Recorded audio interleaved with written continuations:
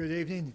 Welcome to the Harwich Board of Selectmen's meeting for October 13th, 2020. I'd like to open the meeting with a Pledge of Allegiance. I pledge allegiance to the flag of the United States of America and to the republic for which it stands, one nation, under God, indivisible, with liberty and justice for all.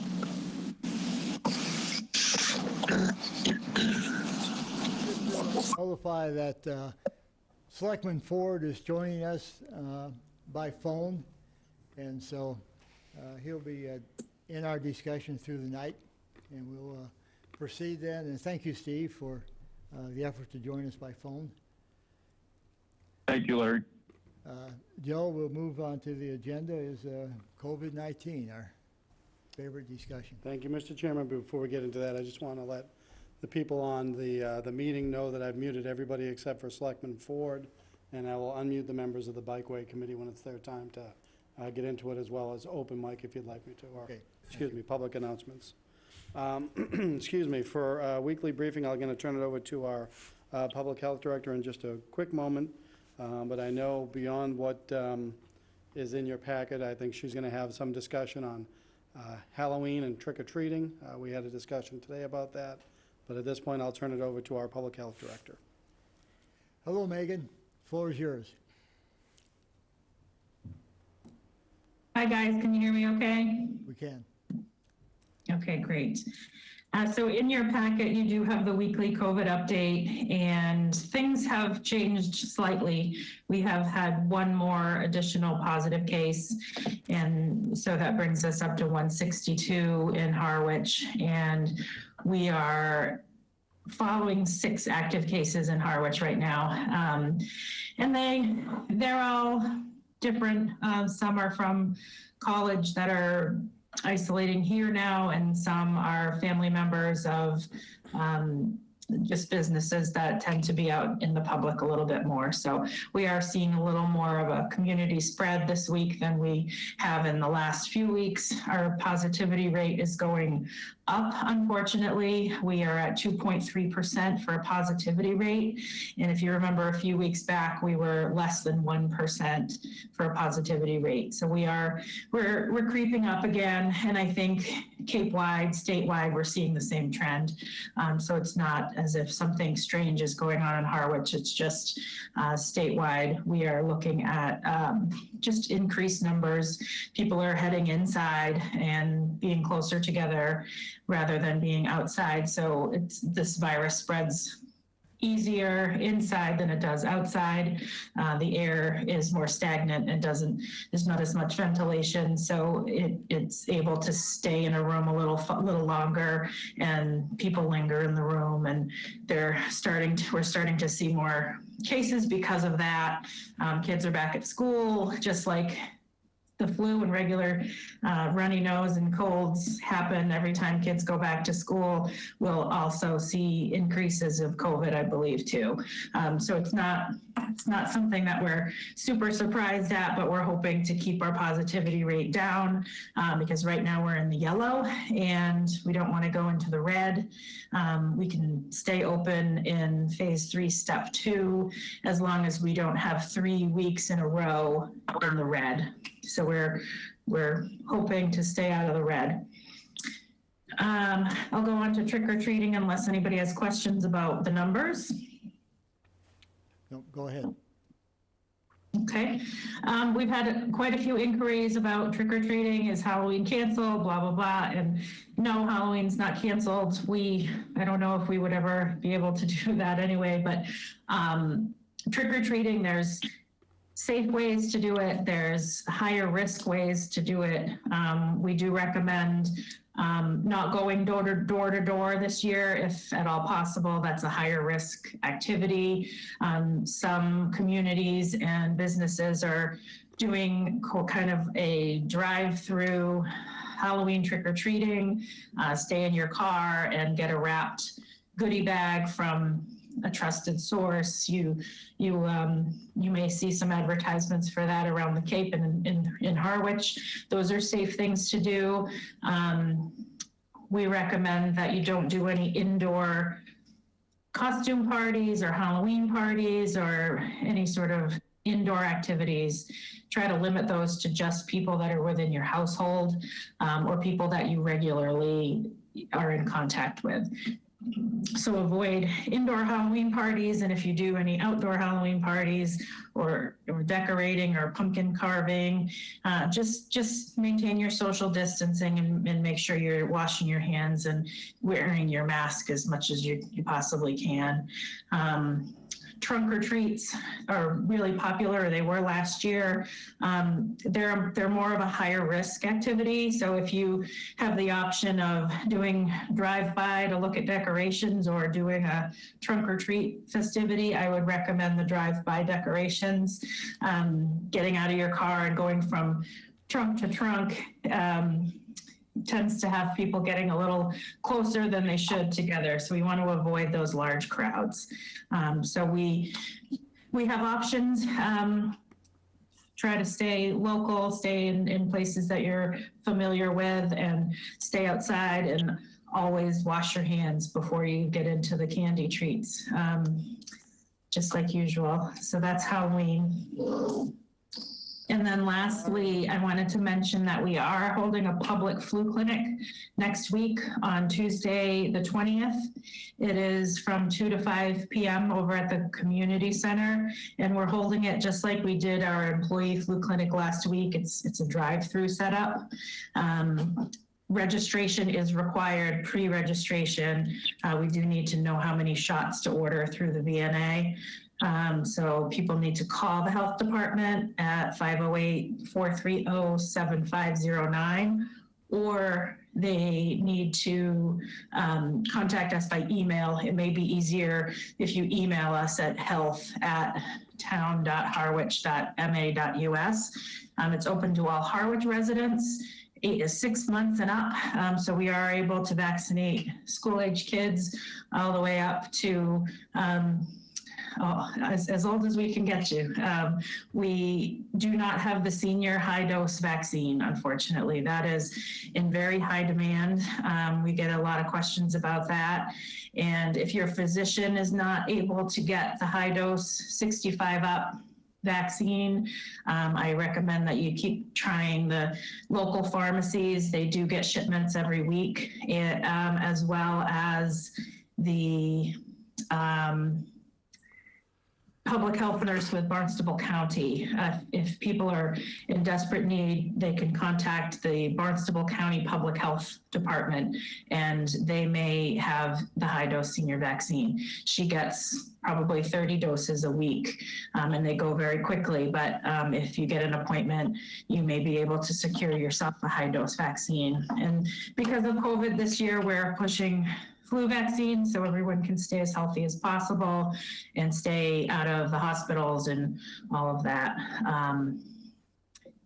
Those are my updates, and the Halloween has been probably the biggest question we get, and the community center is planning a drive-through trick-or-treat, and that's another thing that's okay to do is stay in your car and have someone come to the car, a brief interaction to hand out candies.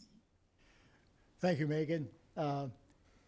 Some people in my neighborhood are organizing a Halloween event, and what we've been asked to do is put card tables at the end of our driveway outside, and then have our candy in baggies or paper bags, and not hand them out, not have them pick them up. And it looks like we should be safe. We're outdoors. We're minimizing contact. Yeah, that's a recommended thing as well, is to have your goodie bags out on a platter or a tray or a table. I know in my neighborhood, if I left a platter of candy out, the first trick-or-treater would take it all. But if maybe you're sitting in your driveway or something, watching it, you can ask that one bag per kid get taken. But before you at home make your goodie bags, just make sure you're washing your hands before you put them together and then try to use hand sanitizer in between giving them out. My problem is I've already eaten my first batch of candy. Now I have my second. Any other comments or questions for Don? Is there a chip limit for how many times I could go around? Can we get Larry's? No, but you have to bring them back. Mr. Chairman, before we move on, if I could, Yeah. I do want to pick up on what Megan said earlier about the employee flu clinic. Megan and her team and the CERT team and representatives from Barnstable County did an outstanding job. Megan, if I remember correctly, there were 144 vaccinations that were dispensed, and they... That is correct. Yeah, and the max would have been 150, so great work, and yet another event where we've been helped greatly by the CERT team as well, so. Good. Just wanted to put that out there on the record. Thank you, Joe. Thank you, Megan. No more on that. I guess we'll move now to Cindy for. Yes, Chamber and of Commerce. before I'd ask our director, or the director of our Chamber of Commerce to weigh in, just wanted to remind the board that Cindy and I are working on a meeting tomorrow in preparation for your discussion next week on the extension of the outdoor table service. Okay, good. So we have been connecting, and we're going to do a final walkthrough tomorrow, hopefully, and get that done for the 19th. Thank you. Having said that, I'll defer to the director of the Chamber of Commerce. Just hold on. Good evening. Just a quick update. As Mr. Parrish just mentioned, he and I will be together tomorrow to go through the outdoor seating for the rest of the season, and then thoughts on next year as well, since some of the restaurants have already spoken about that to me. Other than that, we've seen a little decline in people around, but it's very nice tonight. But other than that, the weather's been suitable to have people around. So this past weekend was a nice boost, but it has slowly dropped. So we'll see what we can do. We are working, dare I say, not Halloween, but we're working on the other two holidays following those. So more to come next week on all of that. Thank you, Cindy. Any other questions? Thank you. Moving on then to public comments, announcements. I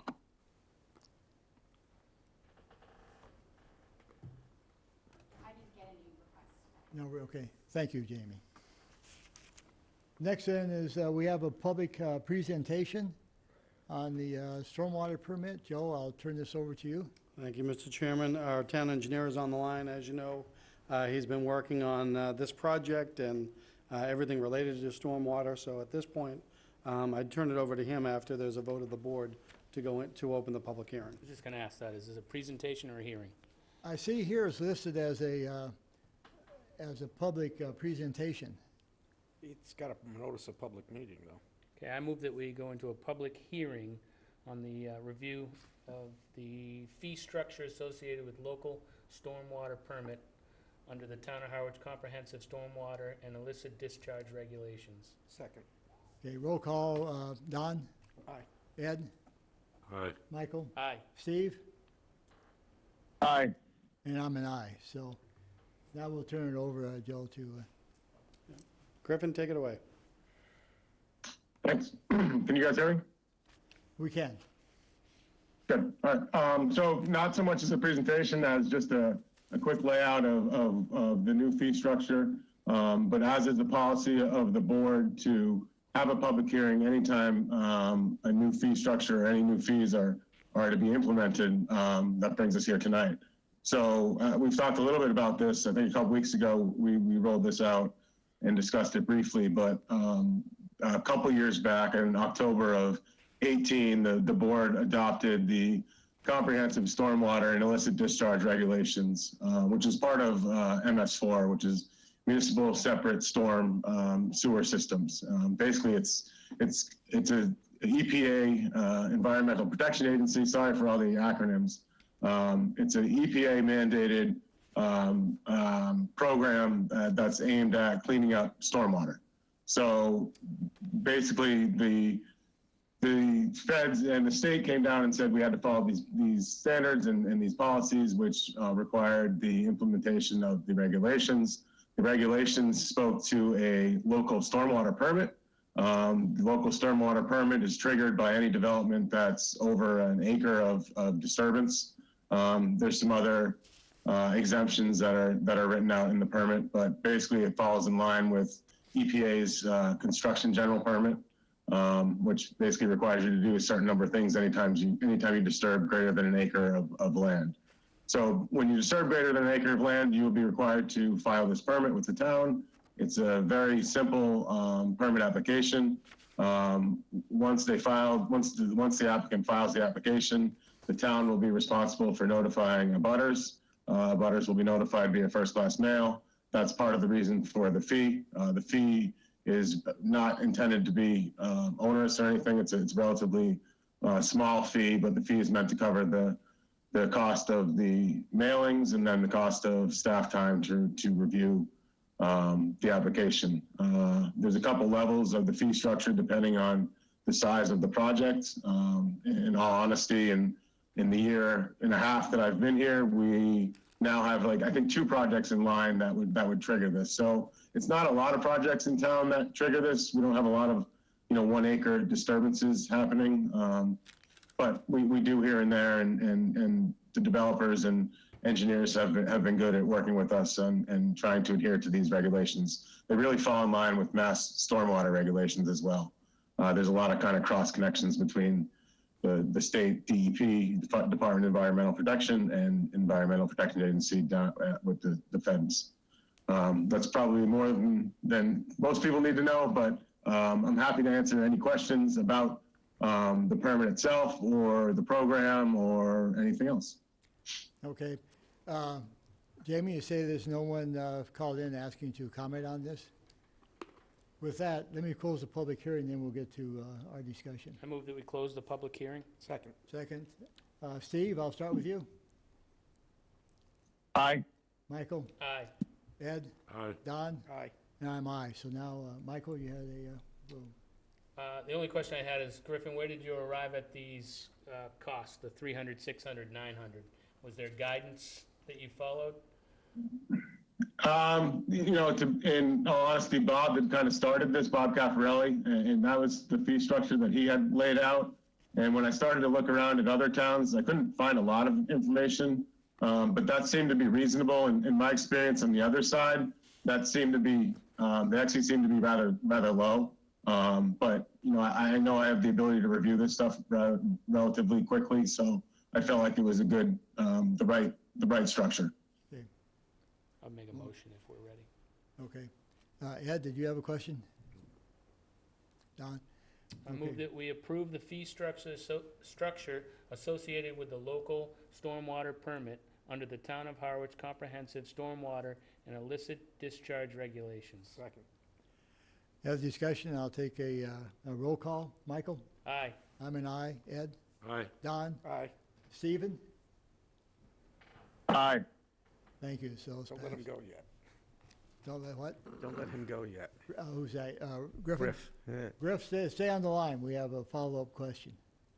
Griff, Thank- you're killing me here. If you're going to be using that computer with that angle, you might want to have a replaceable board that doesn't say Orleans. on it. I know. I saw that. That's in poor judgment. I'm sorry. Orleans is a great town. I will Except that the change Harwich board in that front of next it would time. look good. Okay. Larry? Ed? Just a comment. If I remember correctly, our policy on this reviewing and setting fees, the verbiage of it calls for a noticed public meeting, not a public hearing. And there are some distinctions, there are some significant differences. And that's why this is a Between- public meeting then. Yeah. But we did publish it. We do publish it, but if we miss a publication duration by a day or two, it isn't critical because it's a public meeting, not a public hearing, which has statutorily in state law has specific markers. Okay. Thank you, Ed. Yeah, Michael?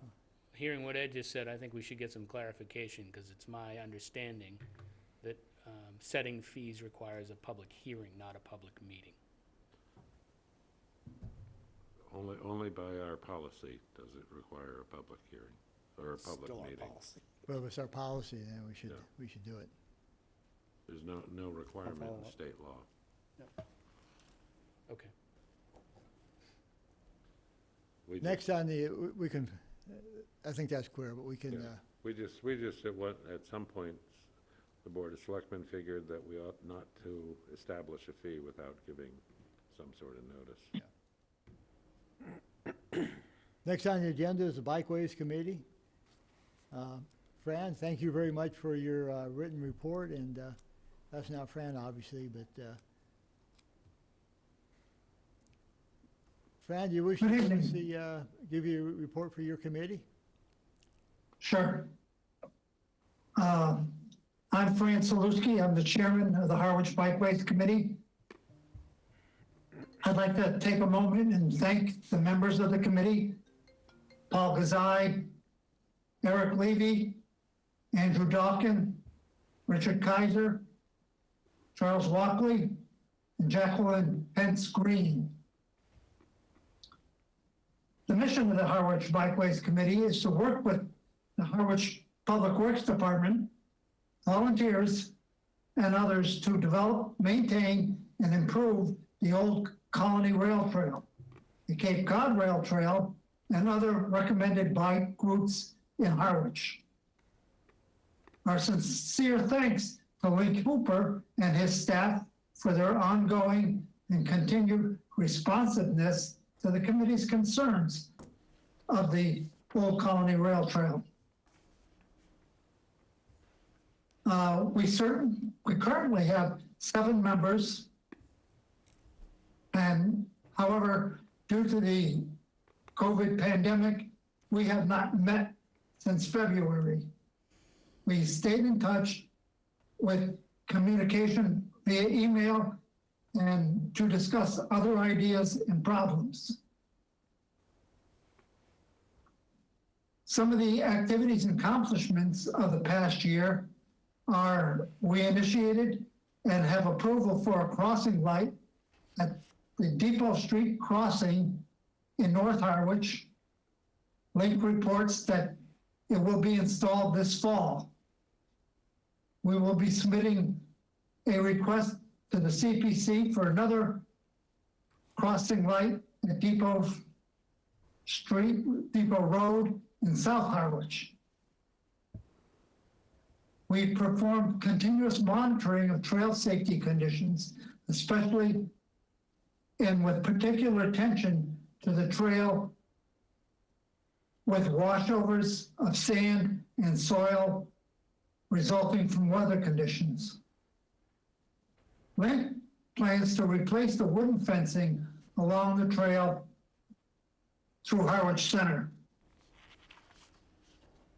Jointly with the Chatham Bikeways Committee, we have developed and distributed a new map and logo for the Old Colony Rail Trail. We distribute this map in map boxes at the bike rotary, at the intersection of Route 124 and Depot Road in South Harwich. To help us improve the best practices of the Old Colony Rail Trail, we participate in meetings with Mass Bike, Cape Cod Commission, the Traffic Safety Committee, the Highway Department, and other counterparts in neighboring towns such as Chatham, Orleans, and Brewster. Our future plans are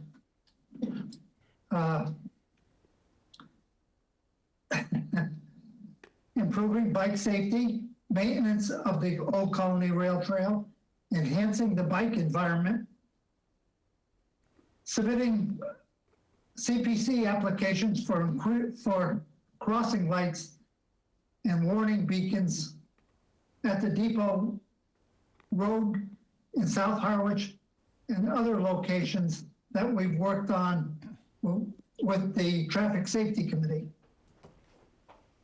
That concludes my report. Any questions? Fran, I have one regarding the wooden fence. is plans to do that. Are you submitting that to CPC for funding, or? No, that's Link. Link has it in his plans. Okay, so it's part of Link's budget then? Okay. Yes. From what I understand. Okay. He doesn't, Other he questions, doesn't communicate that with me. No, Michael? I just want to thank you, Fran, and thank your entire committee for all the work that you do. You're welcome.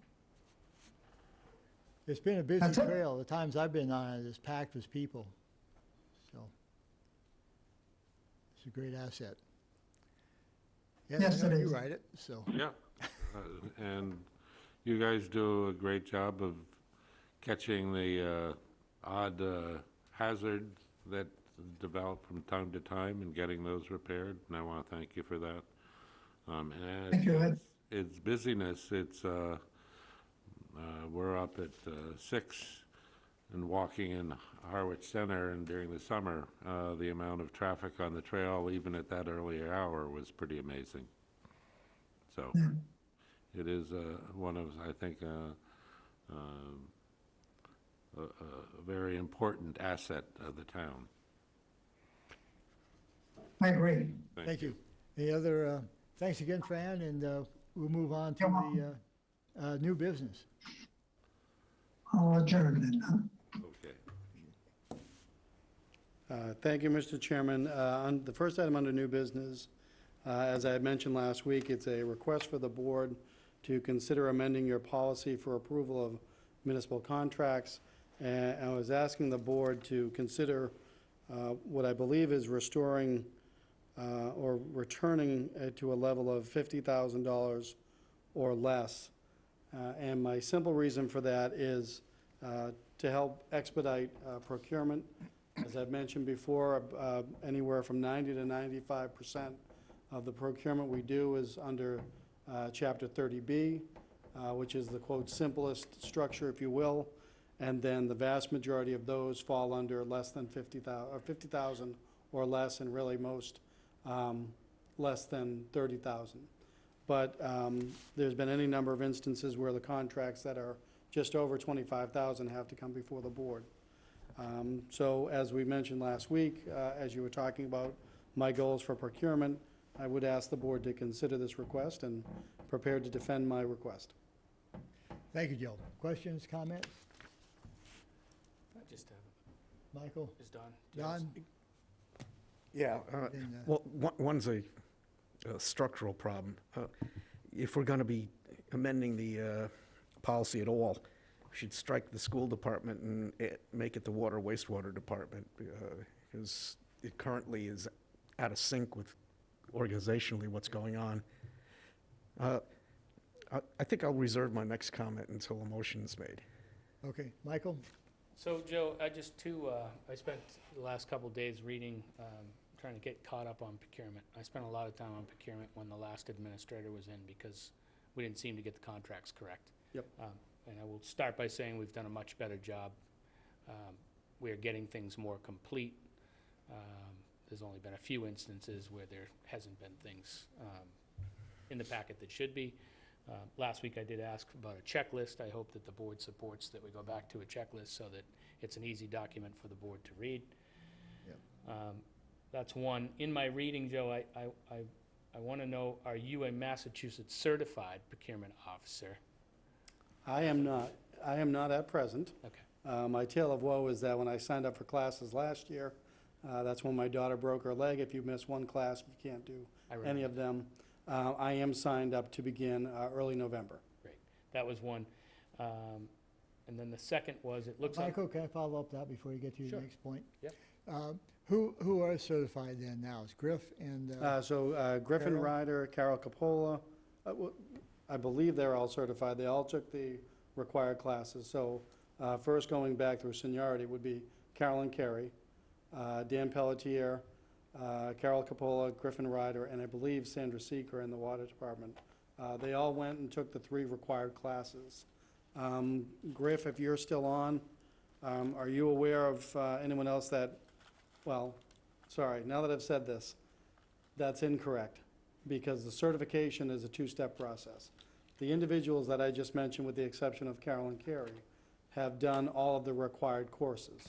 Most of them now have to do procurement for for a certain period of time before they can match their years of procurement with their education. For me, the only component that's lacking is the actual 3 courses. I've already met the time requirement. So it may be that we presently have 1 certified municipal procurement officer, and that would be Carolyn Carey. Could you get back to us on the details of that? Certainly, yep. Because I think that's relevant to your question, Michael. Yeah, if we could get the detail. I do note that I think under our charter, you don't have to be a mass certified procurement, but under the 30B contracts, you're supposed to be mass certified. Correct. That's why I asked the question. And then the other follow-up question is, I couldn't find a list. There is a delegation assignment, a delegation list that you're supposed to file with the Attorney General's office or the IG's office as well. Anyone that's doing procurement, there's a form that gets signed by the Board of Selectmen that basically outlines their information and what contracts or how much they're allowed to spend up to. So have we filed any of the delegation forms would be a follow-up question. My understanding is not, since forms were filed for, I believe, Griffin and I when Chris was here a year ago. So I'll double check on that as well. I know they're supposed to be signed by the chairman. I don't ever remember signing any or I have being not. part of any. So if we could just follow up on that. Absolutely. And then lastly, I think on the I said last week that I because of the way things were going, I was going to support, or that I probably would support a $50,000 contract amount. And given it a lot of thought, and the fact that we meet weekly, I'm not sure it makes sense right now for the board to make this policy change.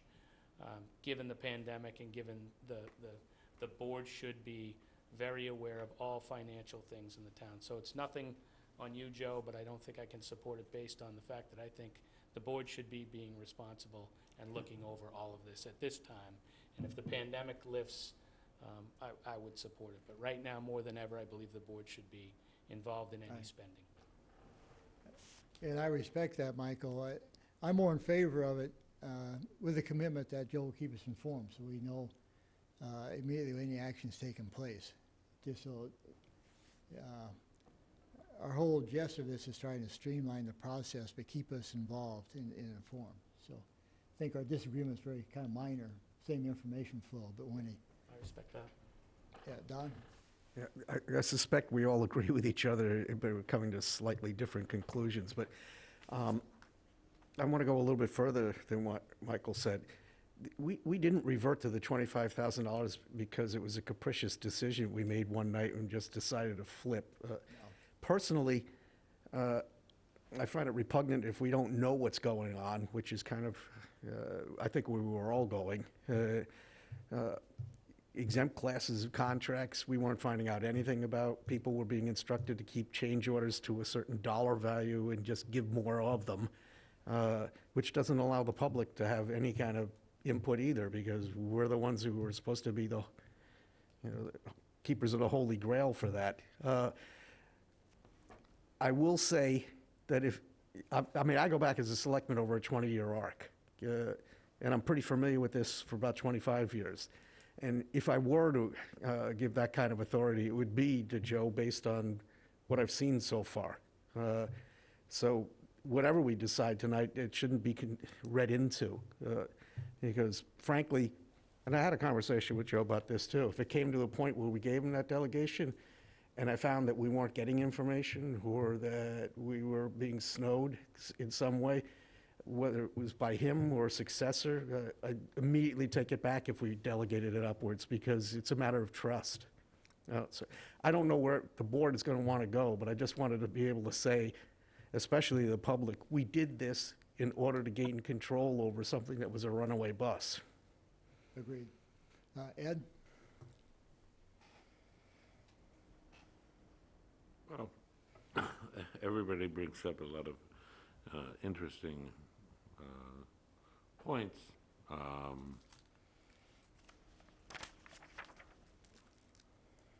guess, the things that we're purchasing are all things that we've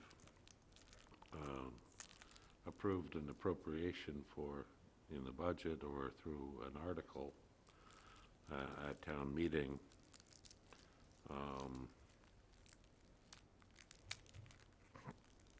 you know, having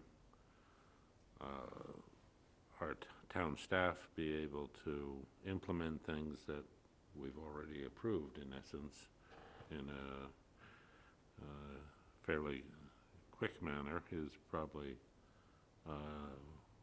one of the things we're looking for. You know, there's always the argument that government moves too slow, and I'm hesitant to add in a step that does that, but at this point, you know, I think there are distinctions to be made in the type of procurements we do. A lot of the procurements we do are off of the state bid list or the county bid list, and the price has already been preset, so it's basically just buying something. It's not even requiring advertising if the items on this bid list. So I think especially for that class, I'd be much more supportive of a higher dollar value that our administrative staff can move ahead with. For other things where we need to go through a full process of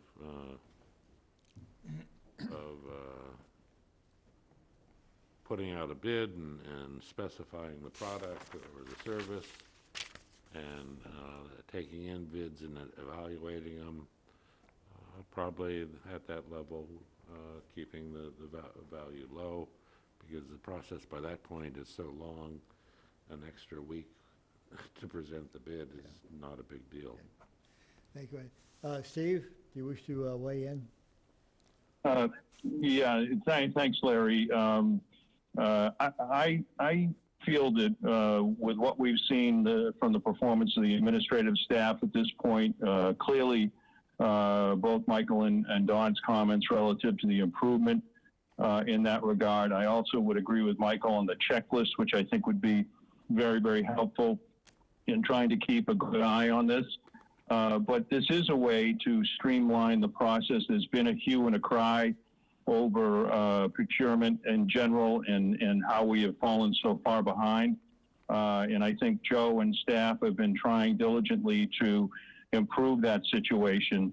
So I, for one, even with some of the reluctance expressed by others here, I think this would be helpful. And as Don pointed out, if we do have a problem, it's always something we can pull back on. So I would be supportive of this. Okay, Don? With that, and with the reluctance I've expressed and the willingness that we could pull it back, I would move that we change the delegated authority from $25,000 to $50,000 for 30B procurements and scheduled procurements. Okay. Is there a second? I'll second. Other discussion? This is an instance where we're actually all kind of in the same general agreement, just matter of trust and following information out. So, and I was a professional contracting officer in the federal government. I had a contracting certificate. It was for unlimited authority warrant. And I got to say, if this was about the absolute cheapest, fastest way of going, we wouldn't be doing this at all. It's about assuring, I don't care about the budget, because when they pass a budget, they're delegating back to us the oversight to make sure their money is spent frugally and properly. So the whole point about the process is to assure the public by inference that everything's above board and everybody got an equal chance. So, I mean, I hold this as a sacred trust. I mean, when you put contracts out, it can't just be, well, the town meeting already approved it. No. And again, everything I've seen so far indicates that Joe's along for the same ride as we are and wants the public to understand what's going on. But we need to still get the information, the checklist, and we need to be able to inspect what's going on And when we want certainly to. have a consensus that the checklist is part of the requirement. That's clear. Other discussion? If not, I'll take a roll call vote. Michael? No. Steve? Aye. Ed? All right. Don? All right. Aye. And I'm an aye, so 4-1 to bump it up to $50,000. But we Thank you, need to folks. change the text, So we'll too. change the text as part of that. Sure, and if I may, first of all, I appreciate where all 5 of you are coming from, and I've certainly taken this entire conversation to heart, and I'm hopeful that, based on this, the checklist and the rollout of procurement will happen by the end of the month. Okay. So I'll be able to come back to the board and identify the process that I'll use based on this vote relative to Chapter 30B and keep moving on procurement. So I appreciate each of you and your input, and I thank you for the vote. Still like to see stuff after the fact, though. I mean, Well, that's the critical. We talked about that last Sorry, time. and Full the inform- transparency will continue. Full information, exactly. Next on the agenda is personal bylaw compensation plan. So, Mr. Chairman, members of the board, you can see in the packet, I presented you with a draft of the updated non-union compensation plan, which is found within the personnel bylaws. I'm asking actually that you take no action this evening. What I'd ask is some direction from the board. I didn't have an opportunity to review this with our finance director until late today. And so what I was asking her, and would seek your input on as well, is has it been the action in the past that every one of the tables in this non-union compensation plan be impacted at once, or are there others that are held out? Carol had indicated that she believes past practice has been that the seasonal schedule was not necessarily included. That tended to be more between administrator and department heads as needed, but that it wouldn't require an annual increase if that's what's available. So I'd be looking for input on that, but also just wanted to emphasize that you can see there what's being proposed is a 1% increase across that compensation plan. I'm looking to my fellow selectmen here for more input. My recollection, and it's not always good as it should be, is that we haven't done this at one time because we haven't had our act together to do it at one time. I'm not sure we had a real reason to do it separately. You know, we've done some downstairs. It was later on, but I'll look to you folks to see if we had a reason for it. Ed? Well, in the past, when we did the bylaw employees, the seasonal bylaw employees were always typically, that was reviewed and done in the spring. And it was done in looking at what was happening in the market, because in many of the positions we hire, we're in direct competition with what landscapers are hiring in our community, or some of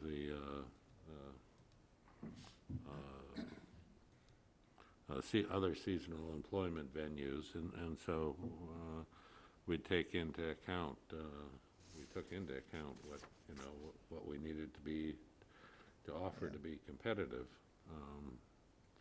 and I think that's actually not a bad practice.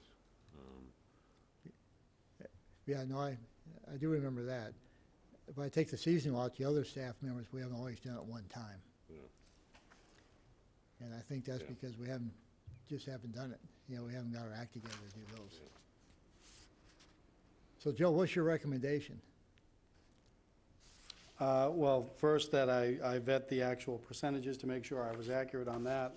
And I think it's appropriate then to apply it to the full-time management, the full-time and part-time administrative, and the part-time non-administrative.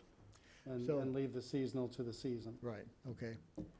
And you're looking tonight for us, consensus while you check out, be sure the numbers are correct? Well, I'll bring it back. Once Carol and I have a chance to actually vet all the numbers, I'll bring it back for an affirmative vote next week, Okay, as is required under Part 4 of the bylaws. okay. But this was helpful. Thank you. Next, old business, discussion and possible vote of the next fiscal year's selectmen's goals.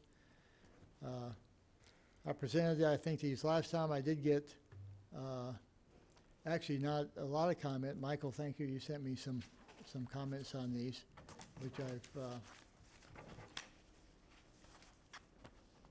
going wrong direction, which I've mainly put in there. Is there any other discussion on these are selectmen's goals? Don? Yeah, thank you, Mr. Chair. I'm going to bring back the same one I brought initially to this. I have no problem with saying to continue to work with Dennis and Yarmouth with the possibility of creating, but to create a goal that it is our goal to create, something that we have not agreed to. Yeah, I think I changed that. I changed that to discussion, I believe. The one in the packet says to create a regional wastewater partnership. I'm sorry, that's not Continue to discuss. I changed that, so this may not be the proper one in the packet, Joe. Because I think I sent you one that had changed. I don't think you changed. I think this is exactly what we looked at last week, because I know, I mean, Don's was one, he covered one that I was gonna bring up. The other one was, limits of Proposition 2.5 appears in here twice. And I had corrected that as well. Okay, so Yeah. this is the So old This version. is, this is not the one that I had sent in then, Joe. That's right. I apologize for the error, Mr. Chairman, members of the board. I'll figure it out. I'll talk Okay. to staff, find out what the Because disconnect was. I took both those comments, the 2.5, and I changed the wording on that to discussion. And I'd rather agree than with Michael, create. too, the Prop 2.5 thing. I'd taken that out.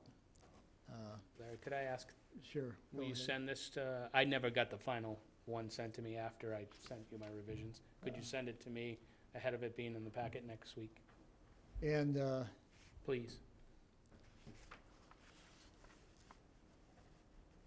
I will. I actually thought I had done that, though.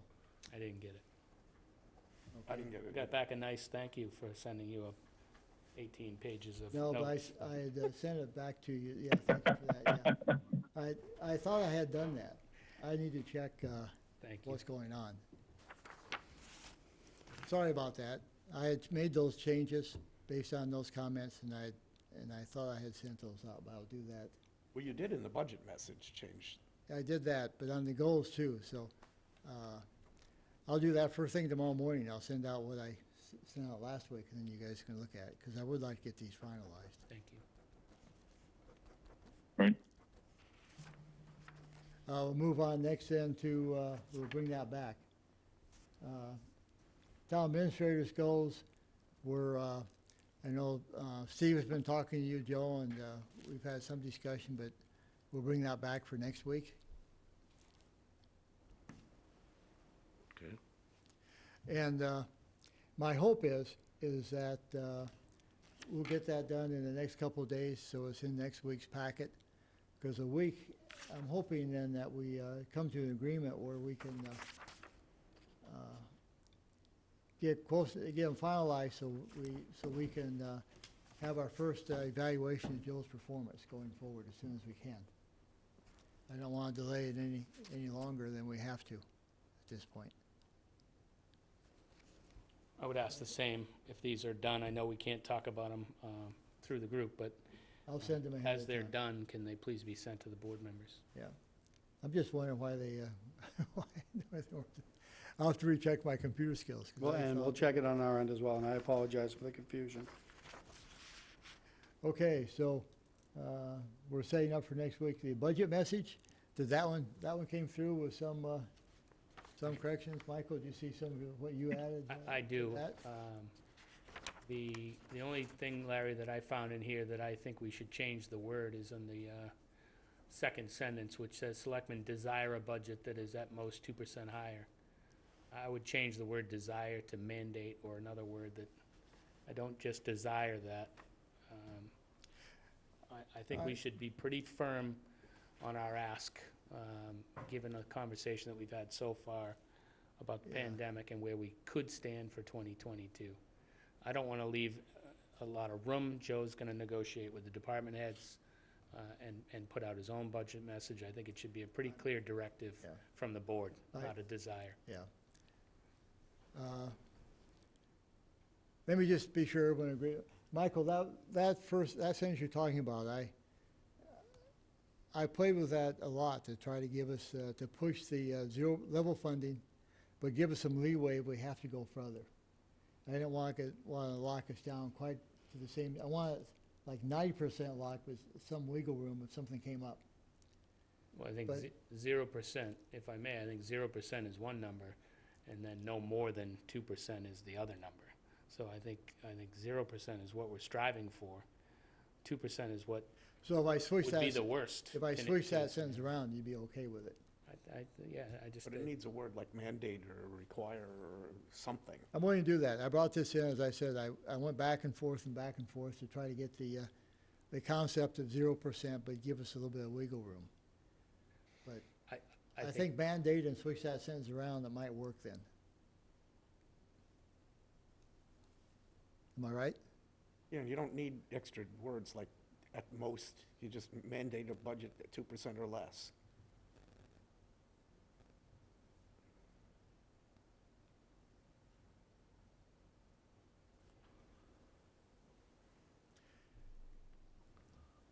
if you could take, Let's have that, if you take out desire, I mean, I would vote, I think I could move that we approve this based on. take out desire. Take and out put desire. mandate.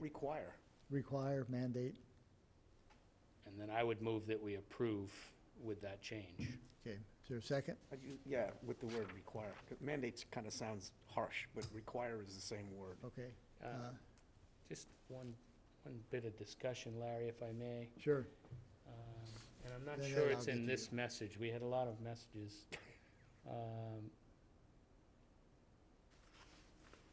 Could be under Board of Selectmen goals. Let me just find it because it's important. Okay, while you're looking, Ed, your comment? Yep. Excuse me, Steve, come on in. Excuse me. So I'm in agreement with the discussion as it's gone forward so far. So I'm just waiting to hear if Michael has another question on it. Okay, yeah, well, Michael, you're looking out. Ed, comment? Well, you know, through this whole discussion, I've been questioning if when we apply a percentage, if it's being applied to the proper thing. When the first rollout of the draft message called for it no more than a 2% tax rate. Right, increase, and I deleted that. Which, you know, I argued for a variety of reasons wasn't really the proper. Right. But I'm not sure desiring a budget that is at most 2% higher. What I think we're looking at is that the impact on our taxpayers doesn't increase by more than 2%. You know, our budget could go up more than that because we're predicting better local receipts from other taxes that are primarily paid by our visitors during the summer and other things that would take the budget, may take the budget up higher, but if we can keep the impact on the property tax rate to 2%. Yeah. That's, I mean, I appreciate that. you know, I struggle with that a little bit because it sort of complicates looking both at sources of revenues and spending. And Yeah. so I chose on this to concentrate on the spending, because that way we have some control over that. We don't have too much control on what some of our revenues are. So you're looking almost like looking at a net effect rather than, well, you know. so that's why I stuck with this wording. I took the tax rate out but It's sort of been one of my long-stated arguments is that we never really do enough of analysis before talking about spending, about where our revenues are coming and what impact that's having on us local taxpayers as opposed to and what the state's giving us, et cetera. and that's a good point. We need to continue to look at that. Well, I've said what Yeah. my logic was, but there you go. Michael? And I hear where Ed's coming from. Ed, for me, it's looking back at the last 11 years, and specifically looking back at the last 6 or 7 years where we've had 5 to 7% increases in our budget, both the town side and the school side, and that we have relied on growth. Proposition 2.5 allows for a percentage of your growth. Well, our last administrator used that growth, and I think we got ourselves to a point, and the pandemic happened, then all of a sudden our growth, our revenue projections went through the floor. And for me, controlling the budget and then recognizing extra revenue to pay off debt is a benefit to the taxpayers, and not just relying on extra revenue to increase the budget, because then you hit years like a year like this, or a year with lost revenue, and we've counted on it for the budget, and we have to make up that money someplace else. We even got to the point where we were projecting what our short-term rental was gonna be, and we spent that before we got it. And I think that we have got to, or we have had 11 years of solid growth in this town. And I believe Gary Conroy announced at town meeting, the budget went from about 44 million to about 72 or 73 million over an 11-year period. That's a significant amount of growth. And for me, controlling the budget and not spending that growth and paying things down makes more sense. And that's what I would be voting for. Other discussion? If not, we have a motion to accept this with require, strike desire and replace it with require a budget. Is that part of the motion? Yes. There's been a second. Joe? Mr. Chairman, could I ask, does that allow your staff to go through it and make any grammatical changes, not that there are any? Yes. Unknown Scribner errors. Correct. I don't think I have to say in that. I already got everyone saying, I fix it. I did find my second comment, if I could make it. No, not after that. No, that's separate. Thank you for that, Joe. Yeah, that's on me. When we get into indirect costs, this has been a topic of the boards for a very long time. I know Angelo Lamantia, that was one of his things. I think indirect costs are extremely important. But without having the department heads have to bang their head against a wall, like recreation, is Eric Beebe really supposed to go and calculate the costs of mowing Brooks Park and all the fields and cleaning the beaches because rec uses those? And would it be the statement of the board that if rec didn't, or some of these other departments didn't use these properties, that we wouldn't actually clean them up? No, that's not, I've been pushing this as well, because I think that anytime we should know what the expenses are, at least roughly. I know I've But to that point, I hear what you're saying, and So in we some can- cases, yes, but to that point, I'm trying to give Joe a little direction as he gives some of the department heads direction. We're gonna do the beaches and we're gonna clean the parks Anyway, regardless who regardless uses them. what they cost. So that shouldn't be an exercise that rec has to go through, or is it the consensus of the board that they should? I think they should, because I still think we should know what the expenses are. Because it could be that we will have to divert resources from other sources, be sure that's done. I just can't imagine managing something without knowing what they are. Now, and we don't need these down to the penny. We can roughly make some real estimates, make it easy. But directionally, we ought to know what's going on. Don? Thank you, Mr. Chair. We actually are doing it to some degree, and I'm kind of closer to where Michael is, and you know that for the years that we've discussed this. But I was somewhat surprised, and I think I'd be remiss to not say this to the public, that the DPW gets reimbursed for activities from the cultural center. I mean, because there's been some sort of myth out there that it's a dead loss. They get some people coming in and paying some rents there, but it's underwater somehow. And the reality is, but I found that out from Link about a month or two ago, they get payments, and it's coming from those rentals. So we are, to a certain degree, assessing that currently. I mean, I'm not sure I want to do that to everything, because ultimately there are things that you want to do for social reasons or whatever that are never going to make sense economically if you start lathering on overhead to it. To Michael's point, we're going to do those things anyway, regardless of whether we do or don't know what The the. purpose is not that, because we're gonna do it anyway, but, I like details and information.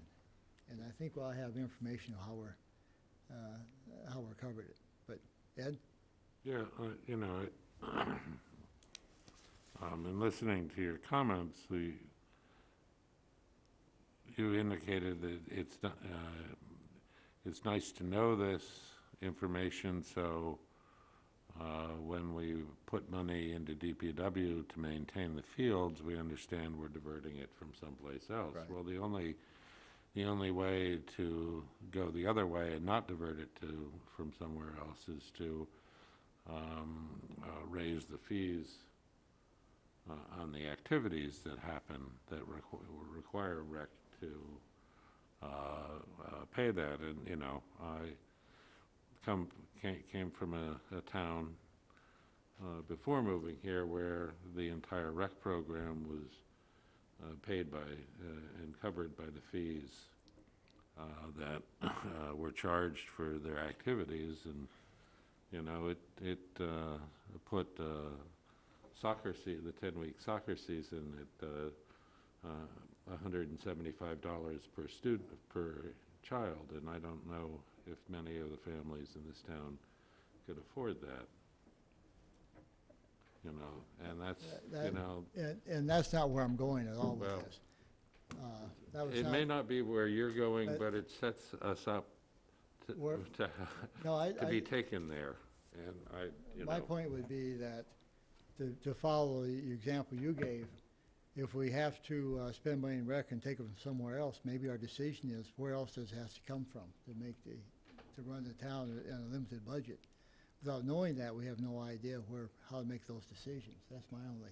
But you still don't need to do total cost budgeting to do that. You can, if the management structure is right and they get feedback from the departments, you're going to know that.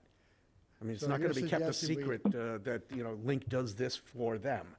And that would have to be a consideration made when you're applying Right. resources. But there's no one tracking that at the That's moment. correct. Michael? So my only comment, and all I was really trying to do was give Joe some direction, because I think indirect costs are important, and I think we should have an idea what the indirect costs are. The one that I've heard the most, and the one that we just had 3 up and down head shakes on, is rec. Yeah. And I've heard rec now for the past 7 years, and I have heard cultural center. Recreation, whether it be a percentage, Joe, maybe it's a percentage of time that they use the field, but it's not realistic to think that we're not going to keep Brooks Park beautiful, and that we're not going to rake our beaches, and that we're not going to keep Senio Baldwin field mode, and that we're not going to keep all of our fields and everything in tip-top condition, because that's the pride of Harwich. And I think Link does an outstanding job. So I would support it on a level that it's understood that I'm not looking for an indirect cost to the depth of each department paying 100% of Link's time on those properties that those people use. I'm not looking for that at all. Or interfund transfers. I'm not looking at it. I'm looking directionally so we understand, so we can make some decisions. Because it may be, the point I'm trying to make is, it may be, because I agree with you, we're not going, I'm 100% with keeping rec fees down, because we don't want to shut anyone out. On the other hand, I can see a case where within a finite budget, we may have to take money from some other source to be sure we're handling our priorities. And we can't do that unless we have some information going forward. And I hope no one, I'm sure our board won't abuse it, but, we'll see. Yeah. I'm basically with the tenor of this whole conversation, but I do want to point out that without putting words in his mouth, I heard Angelo on a number of occasions talk about things that were interfund transfers. Like offsets. Well, that's Take the this point from where- these yeah. people to that. I could see us being cognizant of that when we're preparing budgets, that historically rec gets this from these people, and Michael's right. But would we really not do that if rec didn't have a presence there? Probably not. We would be doing. And that's the point I've disagreed with that discussion, quite frankly. Because, if rec had to cover certain costs, it may much more tightly schedule its use of ball fields, so it's not using 2 ball fields, so it doesn't have to pay for them. The grass Town grows would every still, day. You know, my argument is very simple. I'd like to understand. yeah. So when it comes back to us, we need to make a finite budget. We've been talking about it. We ought to know what our decisions are based on. And I'm with you, Michael. I don't want it transfer out, down to the penny. I want it directionally, so we have enough information to make decisions on. Joe, I'll throw it to I'll you. defer to Selectman McCaskill. Yeah, and I would just say that I think we've now discussed this enough, and I think that there is some direction anyway. And I would just suggest that we bring this back with some indirect costs as the budgets proceed. As you start meeting with department heads and they identify, if you're happy with what they've identified, or if there's questions, we bring this back as a more detailed conversation for a majority of the board vote on what level of indirect costs we want on some of these departments that we're talking about. But we have a motion. I'm okay with that. We have a motion and a second right now. Joe wants If I may, thank you, and thank you all for that discussion, because when I first heard this, I took indirect cost to mean what I've heard in other municipalities as pass-throughs, or as you've just said, intra-departmental transfers, whatever the case may be. So I have a better understanding of what you're talking about in that regard. But I also heard 2 of you mention what I was aware of. Is it true that when you talk about indirect costs, you're not talking about the OPEB, health, benefits, and others to get a, quote, true picture of what each department, because I know, well, I shouldn't say I know, I believe that's been an effort. I know Carol has spoken about it before, that some members of the Finance Committee were looking at.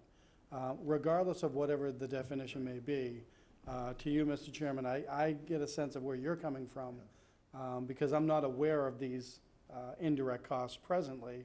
And I think, as you've said, Selectman McCaskill, as I get into these discussions, it is going to help me inform decisions that I know that rec is doing this work at these other locations, or DPW, or things like that. So that's helpful to me. And the last question is, were your original comments related to the last sentence on page 1 and then the opening sentence on page 2?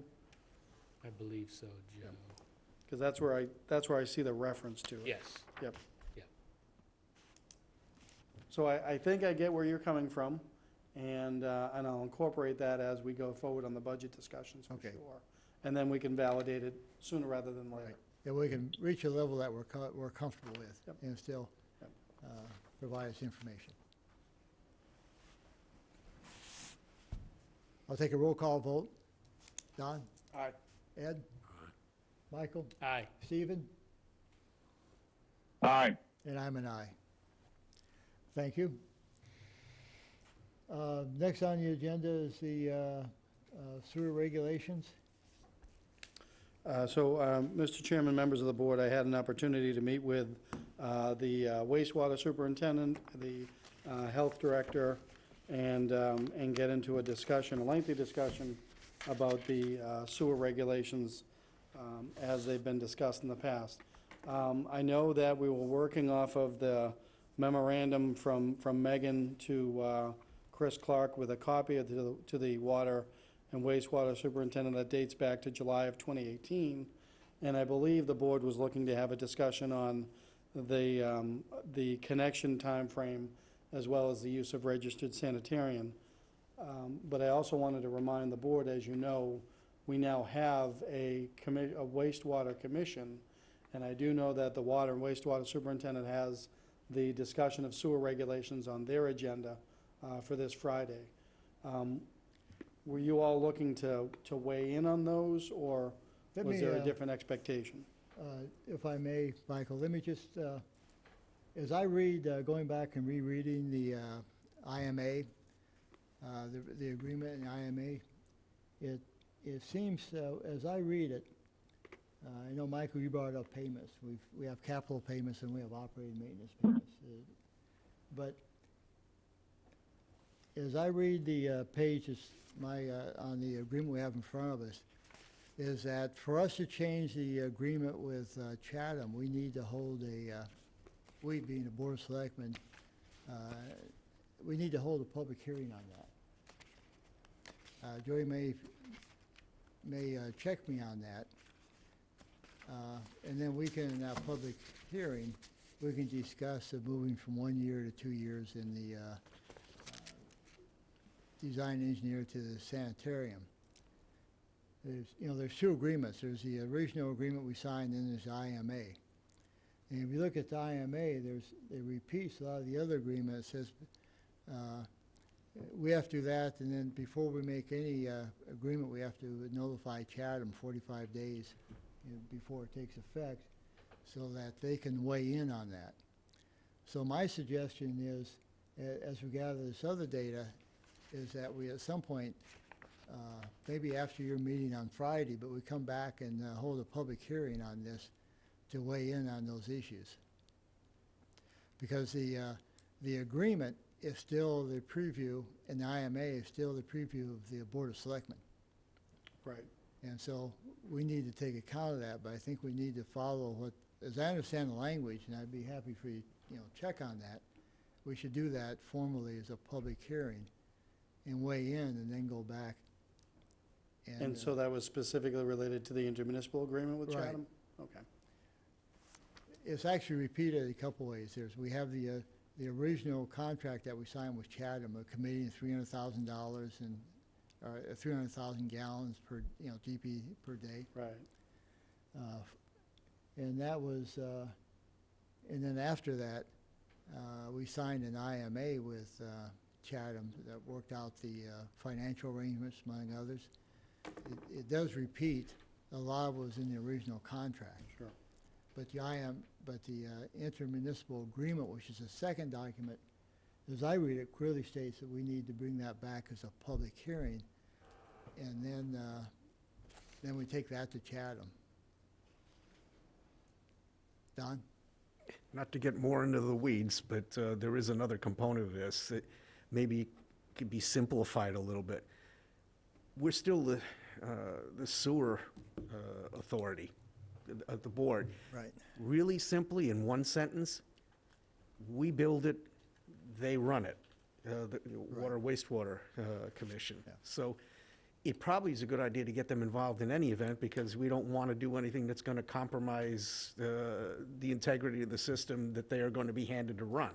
Yeah. So No, absolutely. That'd be part of the public the hearing. other thing is that I'm not sure that we're subordinate to Chatham entirely, and I again say, we borrowed money to put pipes in our roads that were head that way to be treated, but the stuff that's within our borders, they can even take us to court in that agreement. I don't know that they need suspenders and belts, and I'm not sure that we need their legal authority to say the hookup that we feel comfortable with to keep integrity with the system can be this, as opposed to what you allowed your own citizens to do with your own pipes. Because that doesn't hurt the... And actually, I'm not disagreeing with that. I'm just saying, but as far as I understand, the formal way we do that is to have a I get public that, but I hearing. don't want to cave before we even walk in the room and say, well, it's your agreement, can we ask you for permission? Because I don't see how they have a valid claim for something that we would have to take care of if it got messed up on a hookup. As I read it, we can make a decision and inform them. I read it that way. Michael? Yeah, and I was gonna expand on Don's. We own it until the water starts flowing. Yeah. So we can change, and we don't have to, just to Joe's comment about the Water Wastewater Commissioners meeting, their recommendations should be brought to us. I mean, that message should be relayed to Dan, and then we should probably at some point have a joint meeting. And then I'm not so sure Chatham really cares, as long as, to your point, I don't think it would turn into a court battle. It's a conversation. And I'm not sure that they would really care, given the explanation that if there's a problem in our town, it's in our town. That's one. Larry, as far as the public hearing goes, I do agree with you that we have to have a public hearing, but there's no reason why the board shouldn't, prior to the public hearing, have a consensus of where the board is on these regulations. We should certainly have that conversation before we go into a public hearing. No problem with that. So if tonight's off the table and you don't want to do it tonight, that's one thing, but I'll give my comments if we're going to have any conversation about this tonight. Well, it's on the agenda. Let's go ahead and So, take your... I've given a lot of thought to it, and I think Don made a comment last week about it. it is our sewer regulations to change, and then we do have to have a public hearing so that the public can be involved. Based on the agenda item, it's whether or not we agree with the Board of Health's changes. Board of Health didn't do this. It was the Health Department that did this. Okay, so we gotta get rid of Board of Health sewer regulation amendments, because it was that, so it's gotta be Health Department. On the 2-year versus 1 year, you know, we got into this, and last week I was okay with 2 years. And we, you know, that was the other thing I read through this weekend, was the CWMP again. Yeah. And we got into this for a very real reason. And we got sued. This is, despite what some may think, this is not something the Board of Selectmen came up with that we wanted to do. We got sued, there was a stay, we had to come up with a CWMP, town meeting approved it, and there was a phased action. So we are doing this for a reason, a very real reason. So to extend this for 2 years instead of 1 year, without some sort of mechanism for a hardship exemption, to me seems irresponsible. We should stay on track and do 1 year. I don't see the reason why we should kick the can down the road and open ourselves up to get sued by Conservation Law Foundation again for not acting fast enough. Right now, the town of Harwich is in the top 4 towns, leading, and it's really nothing to brag about, because I think we're $34 million in, and need another 10 to 12 million just to finish the one we've already started, and to give the people what we bought in Chatham. So I would be against changing from 2 years to 1 year for that reason, because I do think it's irresponsible. I do think, however, we should have, this is a lot to put on the residents, but there should be some sort of hardship exemption, whether they go before the water, wastewater commissioners like people do to dispute a water bill. Maybe that's the mechanism that people can go and plead their case on why they can't hook up within the year. But there's a lot of people, Larry, that have signed up to this that have expressed interest in getting on it as soon as possible. So why would the board make an open statement that you can have 2 years? Yeah. That's one. The rest of the changes in here, seem like simple changes. Most of the changes are just changing Chatham to Harwich, things of that kind. And then my last comment would be, and it's not on the agenda, so I don't want any conversation on it tonight, but, you know, and several people have now talked about this. When we developed the CWMP, and we went to town meeting and asked the town to approve it, and when we got the appropriation to build the sewer system in East Harwich, there was no 100-unit apartment buildings under the guise of 40B in any conversation at all. And I think this board should take up making a sewer regulation that doesn't allow now for somebody to come in with a 100-unit apartment building under the guise of 40B, which 75% is market rate and 25% is affordable, open to the whole state. And because of our lack of a comprehensive plan, the door's open for this. And I, for one, would support a sewer regulation that wouldn't all of a sudden allow 100-unit apartment buildings to pop up in East Harwich, because we talked to town, or we sold this sewer system for what the current build-out was with some smart growth. If you look at the CWMP, we never discussed 100-unit apartment buildings. And that is something that this board needs to take up sooner than later. And if I would support putting it in as a sewer regulation now, and let whoever's gonna put these 40B projects up be on their own, rather than tie into our sewer system. And again, it's not on the agenda, so I'm not looking for debate, but I would ask that we bring that back sooner than later. Let me comment on the 1 year versus 2 years. The original, and we probably should check to see how appropriate it was. The original reason for that was a concern that with us doing at the time, 600 homes, with Chatham doing their work next to us, and with projects going on in other towns on the Cape, the feeling was there may not be enough resources to do all this work in 1 year, and we needed to give people enough time to get it done. Now, I'm not sure whether that reason is still appropriate or not. We need to check that. It wasn't so much on giving people more time to spend the money to do it. It was more of a technical issue of was there enough construction, you know, whatever you call people to put in sewers to get it done in a 1 year time frame. So that, I agree, let's go back and explore that. The, I would suggest to you the agenda item to talk about the 100 unit building from a Board of Selectmen side, because I'm in favor of bringing that, you know, I don't want to take any preview from the planning board. The document, Michael, that we do have, that we passed about 2 years ago, was a land control use policy that we had to do for the SRF. And that stated on what we thought would be the controls of the type you're speaking to. I would suggest you bring back and look at that as a subset of the CWMP that we did vote on as the Board of Selectmen to look at, because that stated that they had to stay with the net zero and those types of items. Maybe we need to fine tune that, but we can bring that back as an agenda item, would be my recommendation, and get to the same point that you're talking about. Michael? I agree with that, Larry, and anything we can do, but I suggest we get ahead of this, because the conspiracies have already started, and there's an awful lot of residents that signed a piece of paper saying they didn't want this, and they want us as the governing body to take this up and make a decision. Some of the decision's not gonna be ours, and I would at least like to explore whether or not we could make it a sewer regulation, not to allow these things to start popping up in this area, that the residents had no expectation of these things starting. And 100 units in character and lack of a comprehensive plan on this, I think it's incumbent upon us to bring this up and to make a stand on this. Okay, Don? It isn't going to address specifically that, but if you go back to the July of 2019 meeting, I brought up that there had to be net neutrality, that we put a hard cap on how much flow could go out of that area. I had the same understanding that Michael did, is that we promised people that we were not going to be doing anything except for natural, you know, growth up to a point, and that something massive would absolutely require a flow diversion of some sort that would have to be talked about at the Board of Selectmen level. It didn't just happen. And my concern is that I thought we had codified that in our land use control policy. Well, And whether we have or not, let's at the bring that- trust level, it was already stated a year ago, you can't do this No. unless we come up with an offset. I think the reason I mention that as a mechanism, let's go back and relook at that and see if we need to tighten that control policy up. We should agenda it.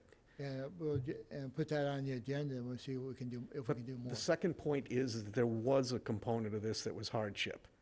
There's an awful lot of people who've lived here their whole lives who did not retire here with 401Ks. This is their third or fourth house in their lifetime. There are people I know that are living in their parents' houses, and they themselves are in their 90s. So absolutely, we needed a mechanism. What troubles me is what troubled Michael is it can't just be, you're a good person, we're going to give you an extra year. There's got to be something to guide us, because the first time you grant an exemption, everybody's going to expect the same exemption, and they're going to ask you, what can you point to about why I'm getting turned down and why he's getting approved? My concern on that is that I don't see it as much as a 1 year versus 2 year discussion. The discussion we haven't figured out a way to help is, how do we help those people that really can't pay it regardless of it's 1 year or 2 years? Then we need to explore the underlying and problem. we need to Because this explore it. doesn't do that. If we, you know, we've talked, I know, the wastewater support committee, the ways we could generate a fund of some kind to help to give, and we've talked with the state, can we provide the SRF type funding that people are hooking up to, they give 0% interest, are the things we could do to help. And we haven't worked that through yet to see what we can do, and that needs to be a continued discussion. Ed? Yeah, and I guess the other, you know, the issue of wanting to extend it from 1 year to 2 years because of the capacity of the local contractor force to be able to install, at this point, 400 sewer hookups in a year. You may get around that by indicating you may not necessarily have to have it done in a year, but you have to have it contracted, a contract in place in a year. Okay. You know, and if, you know, you're the, I don't know, 75th guy that signed up with Company X, and it gets to the end of the year and he's still got 7 people ahead of you, well, when you come up in the new year, you have a contract to do the work in place. Michael? And just to follow up on that, I mean, I think, you know, Chatham's got a very extensive list of installers. We're still struggling with putting our list of installers together. But their list and Eastham's list is a lot of contractors. I think that the message should be, you have a year.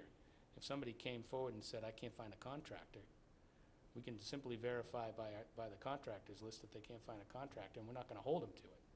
But our Well- message should still be, the system's up and running, and you need to hook up. Yeah. Not that you blanketly have 2 years, because you may or may not be able to And- choose one of the 12, Yeah. 15, 18 And- contractors that will be on the list. And that makes sense to me. We can go back and look at that. We'll bring some of these items back, Joe, as we go forward. But those are good discussions, especially in my neighborhood, because now the house is still standing, thank you, with all the vibration. After it got rattled. Ed?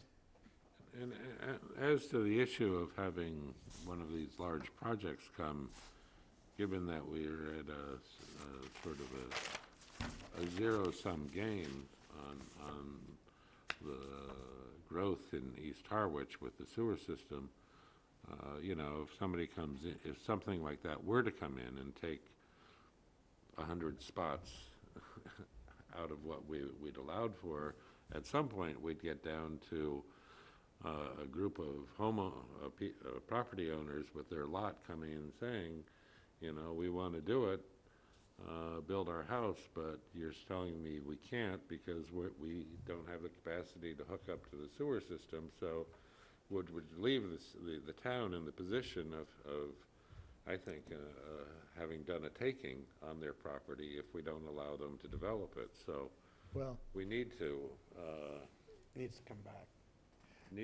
be Well- assured Yeah. of something that doesn't allow one or more of these large proposals to take capacity off the table. I think I mentioned, possibly you, Michael, in an email, that that's been one of my personal frustrations. I've been pushing I will pick on the planning board some, because I've been asking them to look at the local comprehensive plan. Because that's really our best mechanism to look at what the town as a whole, where we see building going or not.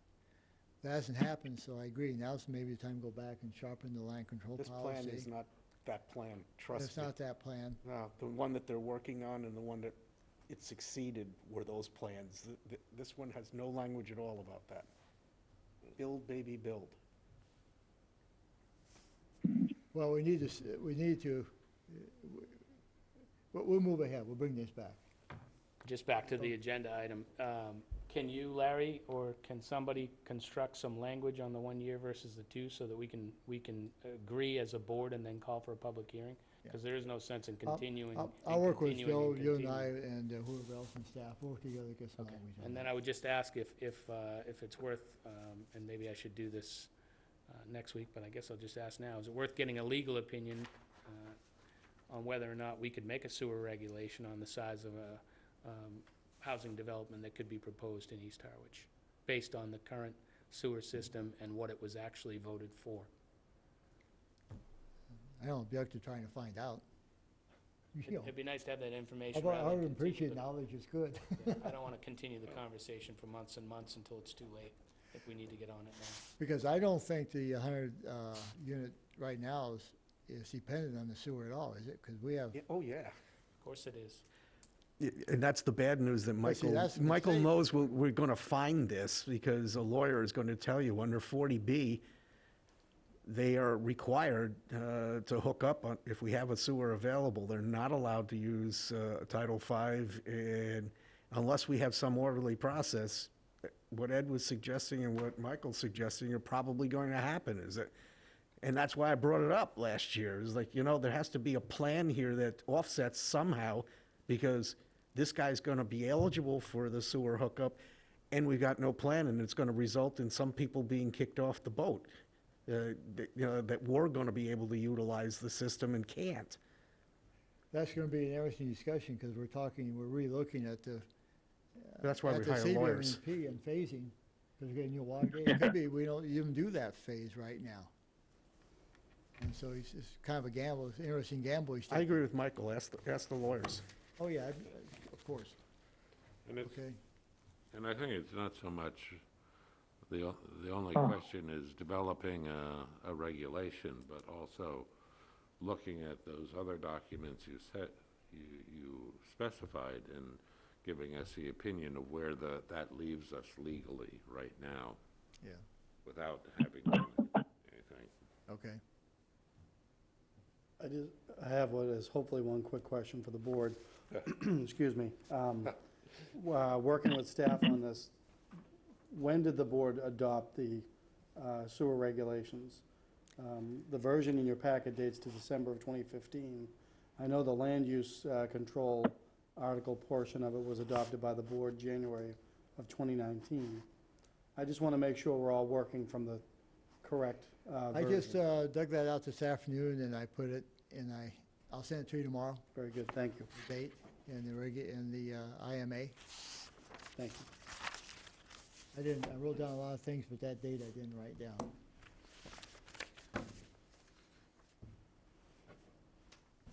I'll send it to you. Thank you. Okay, so we have some work ahead of us. We'll come back on this. Next item on the agenda is the Cold Brook Eco registration, and this you want to delay, Joe, is that what? In reviewing it with the town engineer last week, we identified one area that there may be a deficiency that we need to check with council on. So rather than bring it to the board for your edits and then potentially speak with Harwich Conservation Trust, I'm asking for time to work with council. Okay. Thank you, Joe. Next on the agenda is you wish to renew Bob Lawton's interim town administrator's employment contract. Yeah, I certainly do, and also certainly for an interim period. As you may have heard, Yarmouth is looking for an interim town administrator, and when Bob's in tomorrow, he's going to tell me if he knows who that gentleman is, and that may impact upon this. Bob continues to assist with procurement on a weekly basis, and the net effect of this would have him in at least one day a week. Okay. Say, Michael? What's the timeline on running the ad and hiring an assistant town administrator? So I figured you would ask that, and really my question from the board is, what sort of latitude would I have as interim town administrator on that? I know there was some initial discussion about individuals or the type of individual the board was looking for. What is your expectation of the search process of me? Michael? I just, when we had this conversation, I believe, Joe, you said that you were very comfortable with the job description and the pay. Correct. So I took that as we were getting ready to advertise. I think that the board talked about some other needs, whether it be HR or legal or Right. some other things. And I would say that, I mean, if Joe spoke as the town administrator and said he was very comfortable with the duties and the direct reports of the current description. And I took that as, okay, that's what Joe wants, and he's the town administrator. So I think we should be doing this now, based on need in the office. And I, for one, I think the world of Bob Lawton. You've said he works, can do equivalent his 1 day as other people's 2 days, and you rave about him. And I share that Bob is a great asset. But I think that the town of Harwich needs to hire a assistant town administrator and move on and stop using a 1 day a week or a 2 day a week at $500 a day with no continuity at all and no training and no anything. I think it's time that we move forward. And Right. Yeah. And I want to move forward. I'm the one that brought up the other discussion last time, because we had this discussion some years ago. But if we look at, and I don't have an insight in what our greatest need is, but we've thrown out in the past that we needed HR expertise. We had a long discussion maybe 2 years ago about would it be worthwhile to bring in some legal expertise so we have some in-house help going forward? Is there something else that, if that's, is as a board, and not me, but as a board, if we decide that, HR is a priority, should that be a priority as part of the town administrator's role going forward to fill that gap?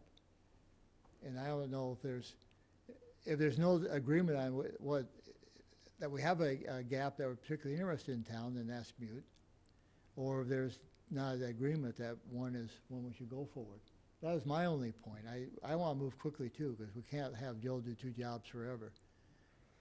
But I would like us to, as a board, consider maybe there's no gaps we're concerned about. A while ago, it was procurement. Now we've picked that up. But we've talked HR in the past, we've talked legal in the past. Don? Thank you, Mr. Chair. Given the fact that it's somebody that is at a department level and above, and we'd have to confirm them, I was okay, but I have to point out to you, with the path we were taking, it's purely luck that we got to where we got to, because when the hire was made, that wasn't a consideration. Yeah. I mean, and I'm okay with a menu that says we desire a core competency of either legal, HR, procurement, whatever the mix is, and without us telling the town administrator, have him say that in order for me to get to the place I need to be, I need somebody that's got this ability, in addition to the general ability to fill in for me. But that didn't happen. We had an understanding that it was going to happen, but it did not happen. We just got lucky. In that regard, I'm very comfortable with Joel making that determination. I'm just saying that I'd like to have some feeling that we're covering our town needs. Ed? Yeah,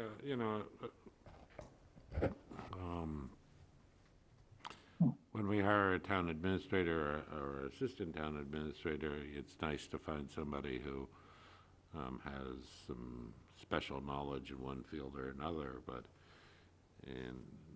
when it comes down to it, they need to have the capacity to be able to cover a whole variety of things, and that those things from year to year change. We 1 year may have a lot of HR stuff that we have to do, and we're not going to need to do a lot of it for another year or two. So, to get just an HR specialist, especially in if town organization is of a certain size, but I'm not sure it's of a size that you would want somebody solely dedicated to HR all the time, But No. so in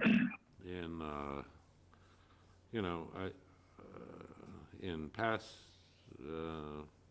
town administrators, I just ask that they, one, look at the job description and make sure it covers the things that need to be covered, and two, that the recommended pay scale is such that we're going to get somebody of a competency that's going to be able to do the job.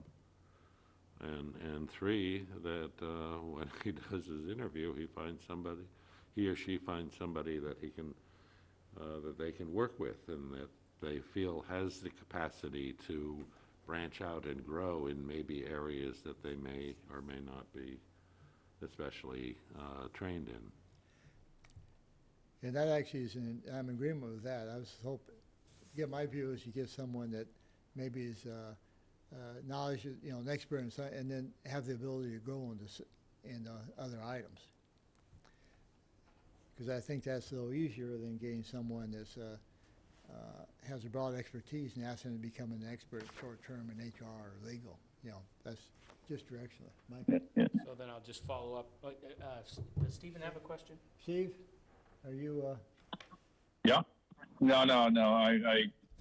I was just kind of commenting along. I just have a sense that we're kind of talking this to death, even though we all agree that what we really want to do is allow Joe to find somebody that's going to have a skill set that isn't necessarily focused, as Ed said, on human resources or one particular focus, but has a skill set that we think will enable them to back up the town administrator in a competent fashion and learn as time goes by, you know, the types of skills that are needed. So anyway, that's just my comment. Michael? So I'll just follow up with a question to Joe, which was my original question. So what kind of timeline now with what you've just heard from the board? What do you Immediate. need for a timeline to bring this back and to get an ad in the paper? Yeah, I think immediate. Okay. So I'll just point to section 2 under term before we vote this. If you read that section, it says, "This agreement shall become effective October 1st, 2020, and shall be in force and effect until a new permanent town administrator is appointed, or if the current interim town administrator is appointed as a permanent town administrator." Why is that language in there? The short answer is Bob wrote that. I personally don't disagree with it. The contract that we struck has the title of interim town administrator. So why would we agree, why would we want to hire Bob now and have him stay and agree to have him stay in effect until we hire a new town administrator or you're appointed as the permanent town administrator? I know it goes on, but that language, why would we have to put that timeline on it? In any way, shape, or form? I think if I review the predecessor contracts, Has a date in it. there was similar language in there. And as was just stated, the last sentence has a finite term to it. I think if the board were to amend that first sentence, I personally don't have objection to that, and I can explain it to Mr. Lawton. As Bob and I talked, he expected that he would not be continuing on past December 31st. And again, as I've mentioned, he may not even be able to continue past October 30th. Okay. Ed? Yeah, well, I think that was the point, that, you know, there is a date 2 months out when the agreement's going to end, and if, you know, I think it's probably impossible, but if we were to hire somebody in the assistant town administrator's position in a month, it would end then. I guess my point is, I don't understand why we have those first 3 sentences. Yeah. There's a date, it's date definite. It's So sort why of, wouldn't that just be a 1-sentence date definite, that we can terminate in 15 days and that it won't go on any longer than December 31st? Seems like a very simple sentence to me, rather than that other language. it may have been too much belt and suspenders in putting multiple. Okay. Don? Well, excuse me, Joe, you want?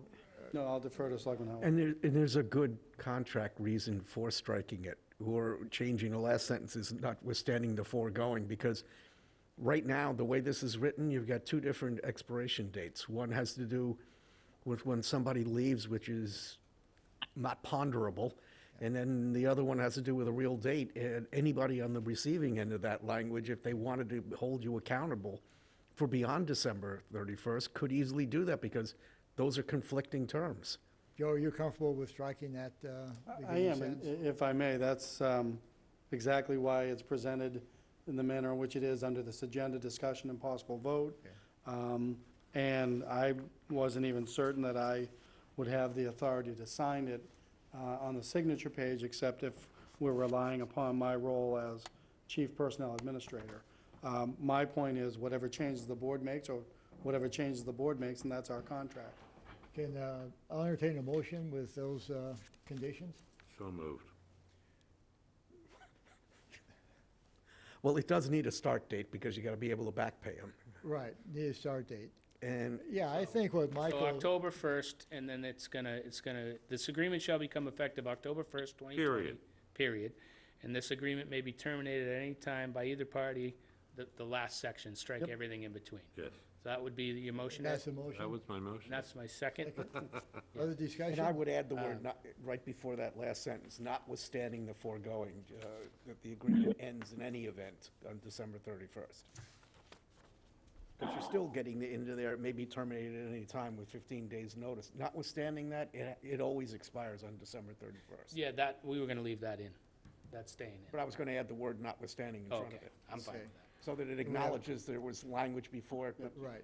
that's it. That's where it ends. Where does the notwithstanding get included? Notwithstanding the foregoing, the agreement may shall be for a terminated. term ending on. So the last sentence. Yeah. Okay. So, Joe, you okay? Yep, absolutely, thank you. Take a roll call vote then, Michael? So I You just, okay? if I could, quick conversation. So, and I'm supporting this, and again, I think the world Bob Lawton, I think it's time that we move on and that we have an assistant town administrator in a full office. Absolutely. So, hard operating. priority for me would be putting the ad in, and Bob Lawton would be hired to help until, Wholeheartedly agree. okay. Agreed. And if we need them for a couple more weeks in January, because something needs to be finished up before somebody new shows up, we can do that at a later We date. can do it at a later date. And the motion also included and allow the interim town administrator to sign, Thank you. right, Ed? Yeah. Yeah. In favor, Michael? Aye. Stephen?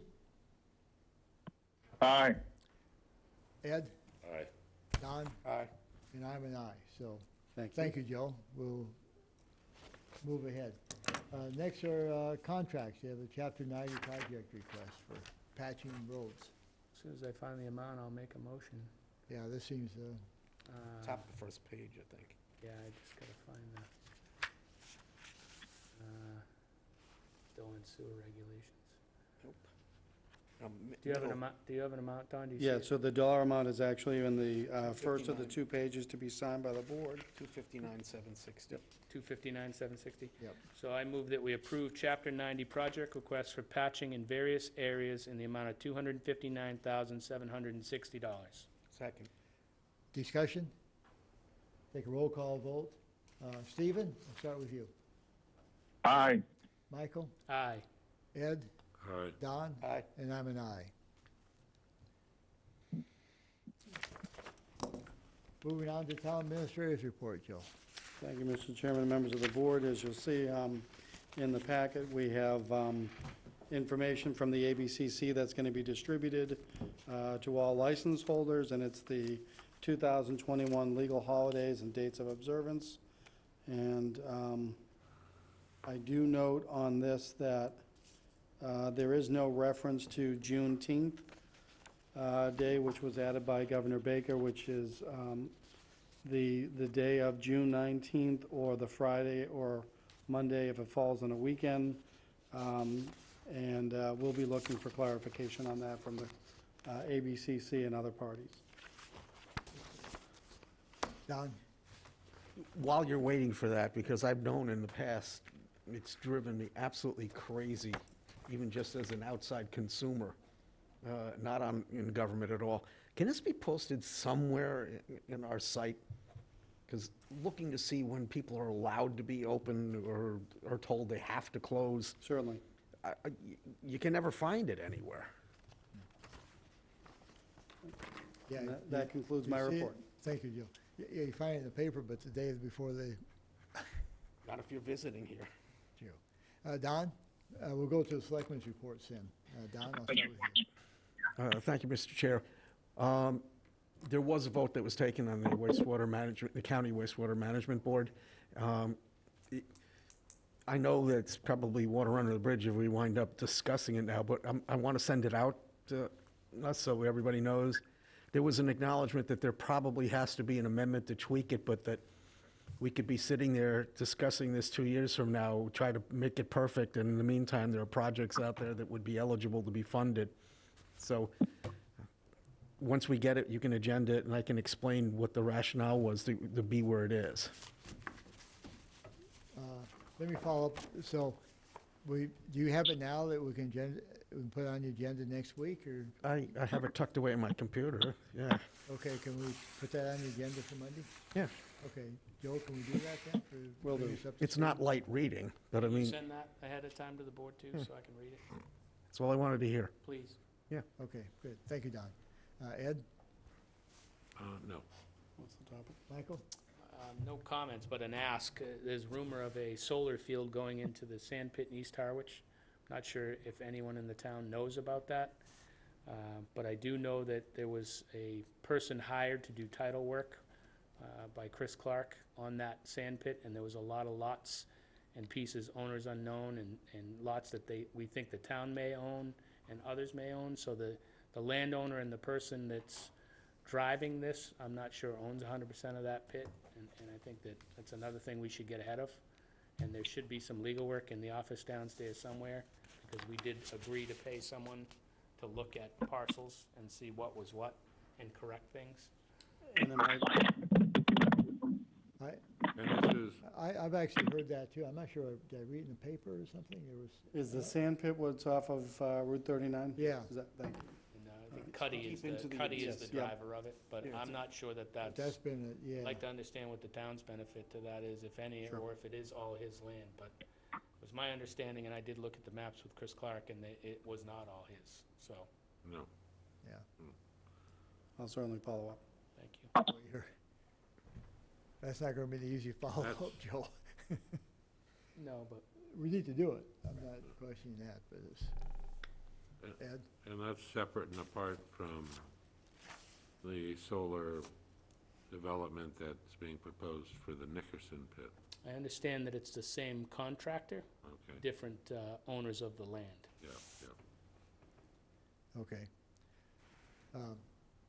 Stephen, any final comments? No, I'm good, I'm good. Thank you, Steve. And I have none, so. Motion to adjourn? Second? Second. Aye, aye, aye, aye. Aye, aye, aye. I got